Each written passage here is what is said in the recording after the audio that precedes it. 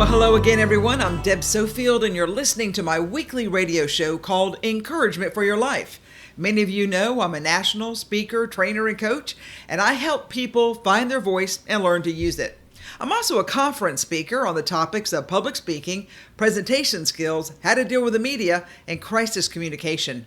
If your organization is having a leadership conference or you're part of any national conference and you need a keynote speaker, I would love to be a part of your team. You can find me at debsofield.com.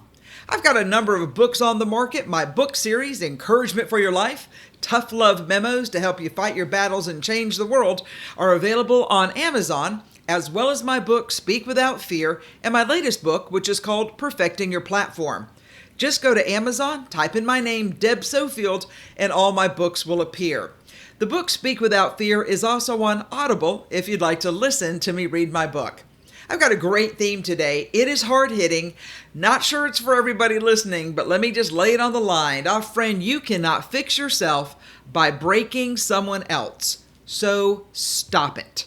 I'm Deb Sofield. Thanks for spending these next few minutes with me. Let's get started with today's very exciting show.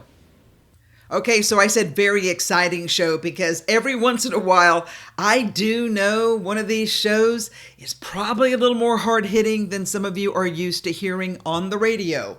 But sometimes someone has to speak truth to power, and you've tuned in, so let's let that person be me. So my theme today is you can't fix yourself by breaking someone else, so knock it off, people. So you often hear the phrase that life is precious and we need to be careful with our words, our actions, and our attitude. And I wholeheartedly agree with that statement, and I believe it to be true. See, I think we all need to follow the wisdom of those words. But what I find so disappointing in watching others is this, I don't know how to say it, bizarre attitude of some people who think that by tearing everyone else down, they're building themselves up. Sorry, Charlie, it doesn't work that way. Because you can't fix yourself by breaking someone else. See, it's just not possible. In fact, it's more dangerous than you'll ever know if you go down that road. I am fully aware that today I'm probably not speaking to the 99.9% of you who are just good people, but I want you to understand that some folks who you are friends with, they're your acquaintances, your partners, or family members, these are people who are so bitter, angry, nasty, and hateful that they waste their lifetime tearing down those around them in hopes of lifting their own status in life. I gotta say, to those who are so damaged, you don't get far in life by standing on the broken bones of others. And frankly, well, let me just lay it on the line. You look pretty stupid being that king of that hill.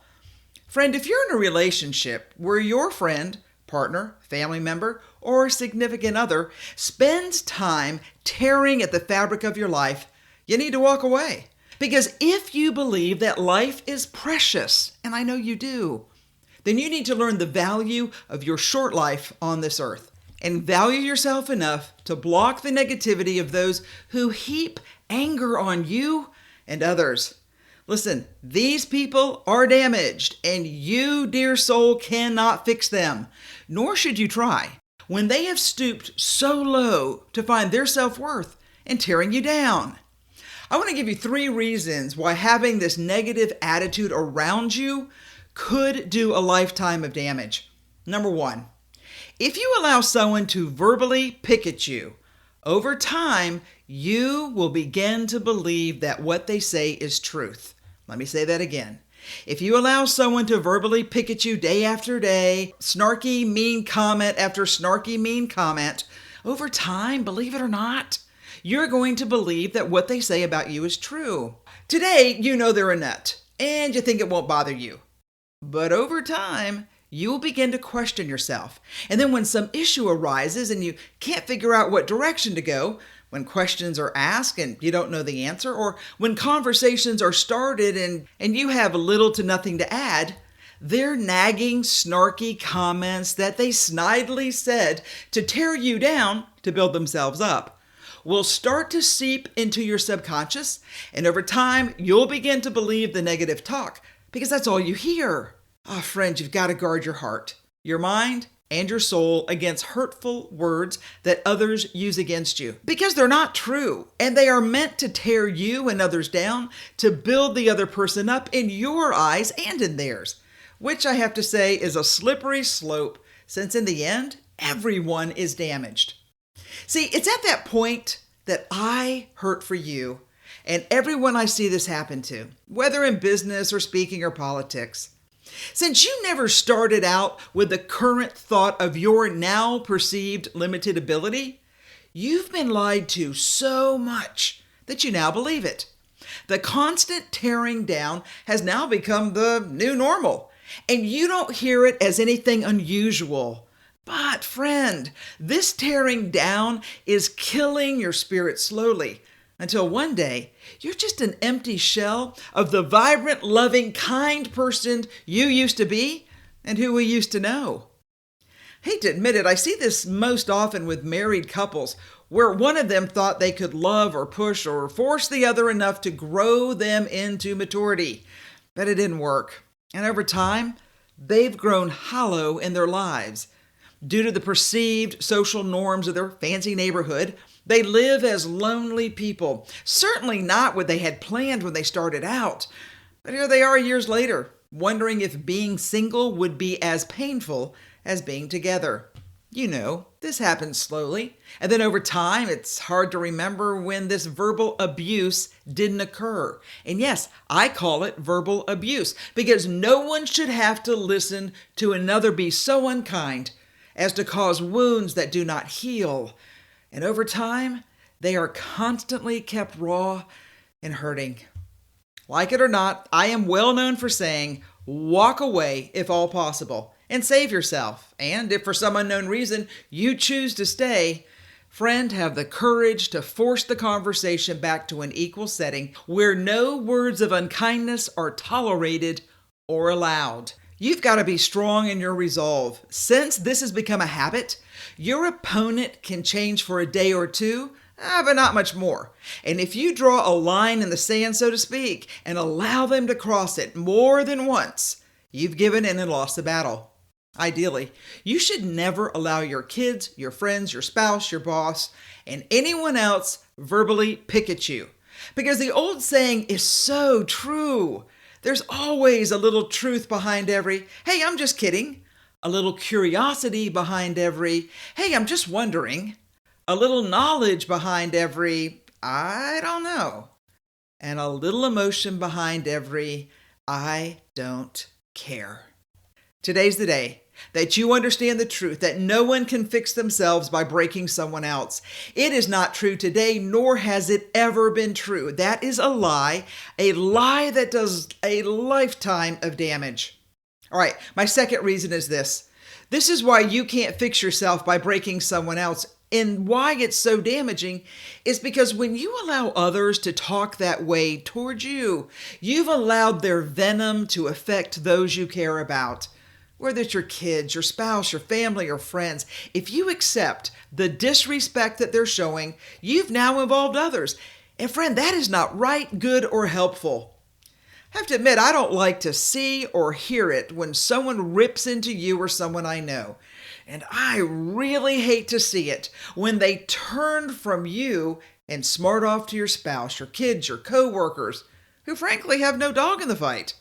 All because you didn't shut them down when they crossed the line of being disrespectful towards you the first, second, or third time. When you allowed them to buy into the false notion that they can fix themselves by breaking you and everyone else around you, you did them a disservice. And now you have to do the extra work to protect those around you who they continually verbally tear down. Listen, since you allowed this rude, unkind, uncaring attitude to affect those you love, don't you dare run away from your responsibility. Do something about it. And the best thing you can do is to confront and demand a change of conversation or of attitude or actions.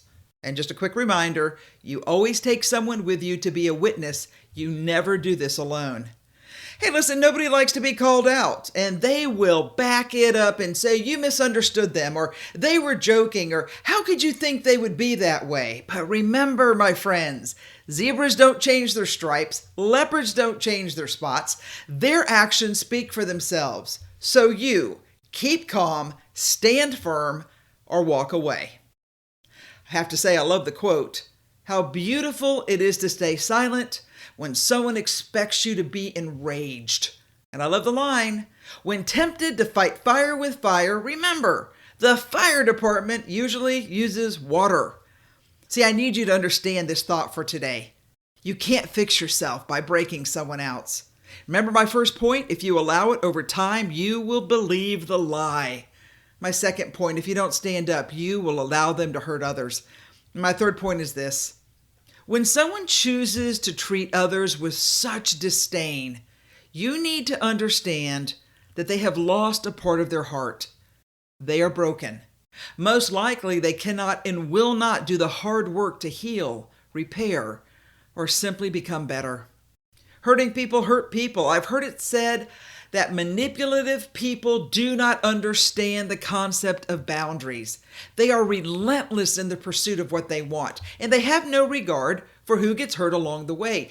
Even the person they say they once loved and cherished. Yeah, those marriage vows are long gone.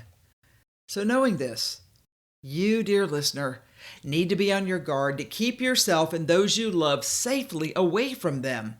Because when someone thinks that by breaking others down, they can lift themselves up, that is the most self-delusional, backward-thinking, mentally broken person that cannot be repaired without a higher power to show them their way and change their heart and life.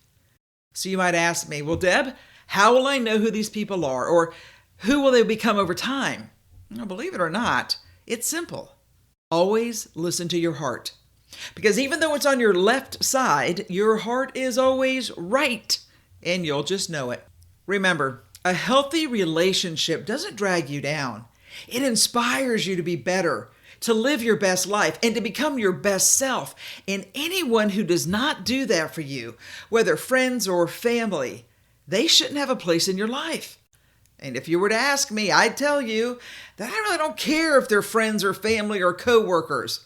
No one deserves to be treated with such disrespect and disregard. Okay, hard words I know, and I don't mean to be hard, but listeners, I need for you to please hear me and understand that you have to protect yourself these days.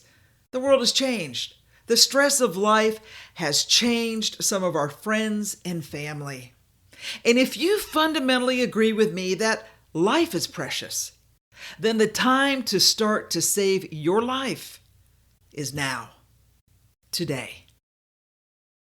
I'm Deb Sofield. This is Encouragement for Your Life. I'm going to go to a commercial break. Please stay with me. I'm going to come back. I'm going to tell you more about these people who unfortunately are broken and damaged and how you can protect yourself and your family. Hi, I'm Deb Sofield. If someone you know is interviewing for law school, medical school, dental school, veterinary school, college, or a job, call me. Because you need to be prepared for the interview. Together, we'll craft the answers to the questions that will be asked, even the hard ones.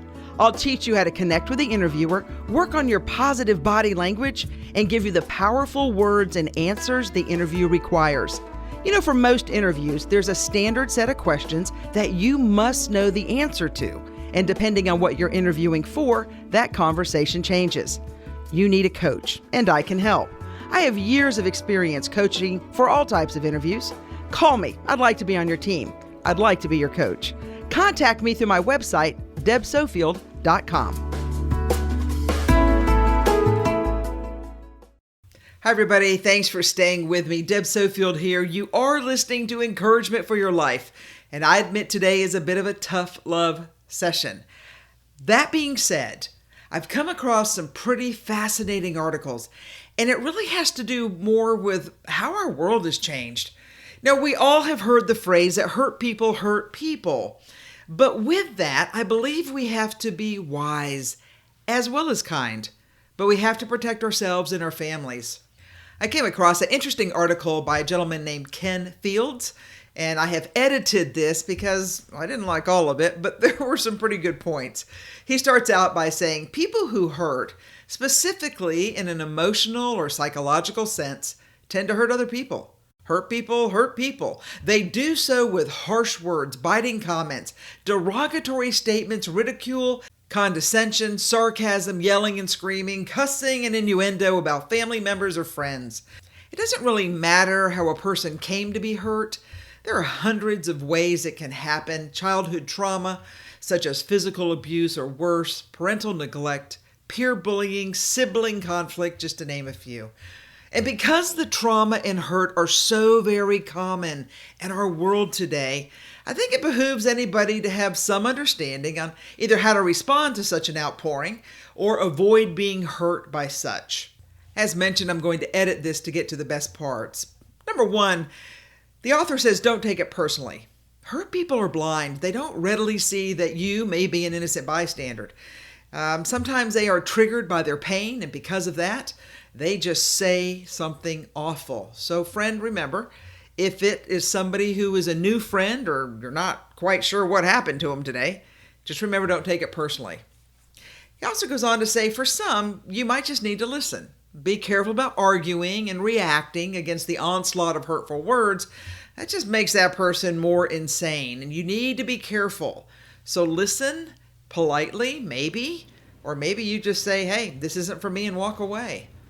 His next point is have compassion, but I'm going to add, don't get run over or be played for a fool. Many times these are mean, broken, hurting people, and they need to find healing. And if you can, being careful, you need to direct them to somebody who can help them. But friend, be wise. Take care of you and your heart. His next point is be your own authority. It's often said that nobody can hurt you without your permission. So do not give a hurtful person permission to hurt you with their words. You can recognize that, yes, they're hurt, but that does not allow them to hurt you.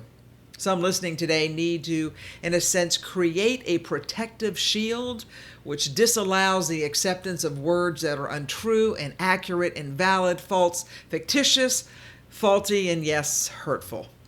And then number 5, even this author agrees with me. Walk away. Friends, you are not obligated to stay. You can even tell them, hey, I'm not listening to this, and then excuse yourself. Sometimes you probably need to go talk to a friend or a professional about the incident so you can debrief and diffuse it within yourself so it doesn't become something harmful for you down the road. You've got to take care of yourself. People who are hurt do tend to hurt others, but sometimes I think it's deeper than that. Sometimes, according to Samantha Fay, you and I need to protect ourselves from evil people. Not a word I use lightly, so throughout this article I will edit and not always use that word in case you've got young people in the car. You know, we love to give them labels and excuses instead of calling these people out for what they are. There are just some plain evil people in the world. And this person in your life might be a boss, a sibling, a spouse, a neighbor, a coworker, or even your mom or dad. So how do you know if you're dealing with someone who is like this? Evil people will not accept responsibility for their actions. They lack empathy and enjoy manipulating others. They blame everyone for their failures. They often have an exaggerated self-image of themselves. They pretend to be good and altruistic, but it really is about appearances for them. These people tend to be greedy and cheap with their money. They are narcissists who love to make everything about them. And lastly, these people, well, they lie. And the last one may sound simplistic, but evil people build their lives around lying. They lie to themselves and to others about everything. M. Scott Peck wrote a fantastic book on the problem of evil called People of the Lie. He named it that because he determined from his years as a psychiatrist studying these people that the one thing they all have in common was the persistent need to lie. So the following highlights some steps you and I can take to protect ourselves from these people in our life. Number 1, do not rely on them. You cannot rely on these people for anything. They will use it as a way to gain power over you or to hurt you. Remember, when dealing with these people, everything's about them. They only consider people in terms of what they can do for them. These people are incredibly concerned with appearances. They want to appear to be good people. They want people to envy them. So they will often live above their means. They'll brag about their life and inflate their success. When they volunteer or give to charity, they practically shout it from the rooftops. If someone compliments them, they tell everyone about it, since they don't understand the meaning of love. They will only associate with people who can do something for them or make them look good. Since everything about them is always about them, these people are greedy and cheap with their money. And if they do act generous, such as a large donation to charity or a big tip at a company dinner, it's only to look good in front of others. But at their heart, they don't like parting with their money.